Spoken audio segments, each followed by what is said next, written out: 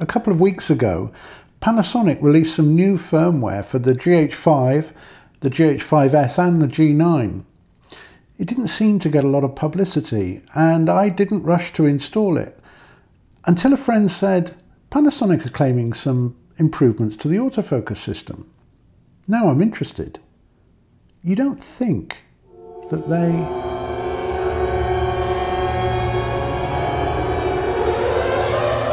Ta-da! Now we've seen other updates and some tips and tricks which claim to improve the autofocus on these cameras. But seriously, I've been struggling to see any difference when shooting video. But here it is on Panasonic's website, firmware version 2.4. And a bit further down, there were cases where focus point was shifted to the background while tracking the subject in video recording. Really? The new firmware minimizes this problem. Well, let's see. I need to catch a train. The original GH5 wasn't great for autofocus. Steve and I tested it earlier on this year, and even with the Yoda sort of 179-degree shutter trick, it sort of worked, but you couldn't rely on it for video.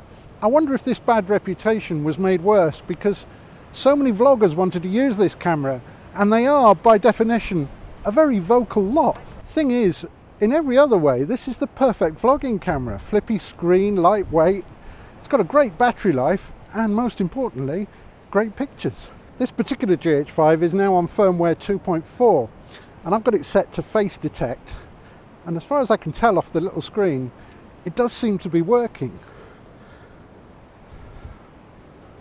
I think so.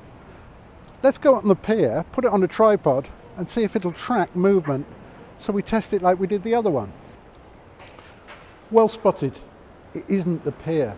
Thing is, the pier was way too bright and sunny, everything was in focus, so not really much of a test. So we've come into an underground garage where things are a little duller and a little easier to focus on. And I've set this to facial tracking, so this should have tracked my face all the way along. I can't see on the little screen whether it's working or not, but it looks as though it might be. Let's walk backwards. Boop. So now I've got the autofocus set up so that it's set at 225 area. This mode never really worked well for me, certainly with tracking and stuff like that. It's great for stills, but not really working very well for video. Be interesting to see if it's any different.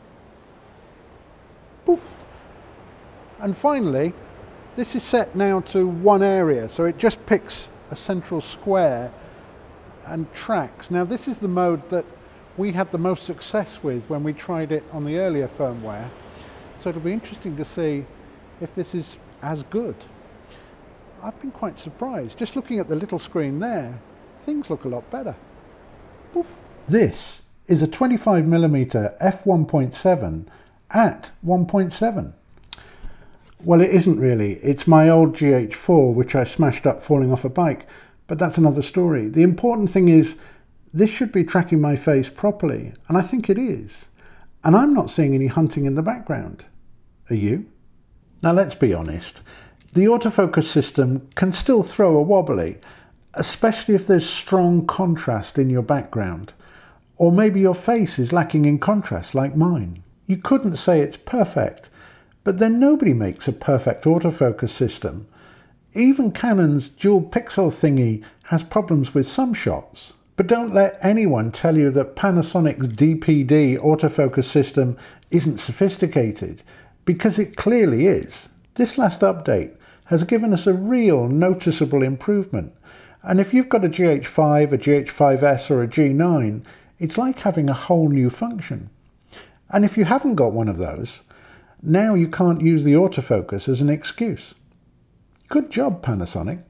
I definitely now call the autofocus on my GH5 usable for video. Mind you, it's not like any seasoned camera professionals like us would even use autofocus. We just don't need it. Not after spending a lifetime perfecting the art of manual focus. I mean, it's not like we're 17-year-old pimply DSLR jockeys. No, never. Besides, nothing beats the human eye. Just no point, really. It's for wimps.